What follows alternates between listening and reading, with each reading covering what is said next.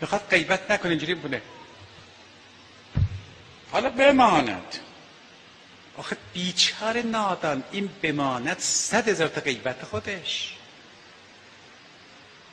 یه اشاره بکنی به عنوان بدگویی غیبت میشه. شهید ثانی در کشف الریبه که گفتم خدمتتون چند روز پیش که اون کتابشو پدر من اعلی الله مقامه چاپ کرد، اونجا میفرماید که یه زن کوتاه قد اومد پیش پیغمبر اکرم. اون کوتاه قد دیگه، حالا بالاخره خودش که نکرده، خب کوتاه مونده. اومد و خلاصه یکی از زنان پیغمبر در اونجا بود، حالا همون که میدونید. بله. خلاصه دیگه الکنایت ابلغ من التصریح. خلاصه وقتی این زن مسئله پرسید رفت بیرون، عایشه با دستش اینجوری کرد، یعنی این کوتاه بود. حضرت فرمود غیبت کردی.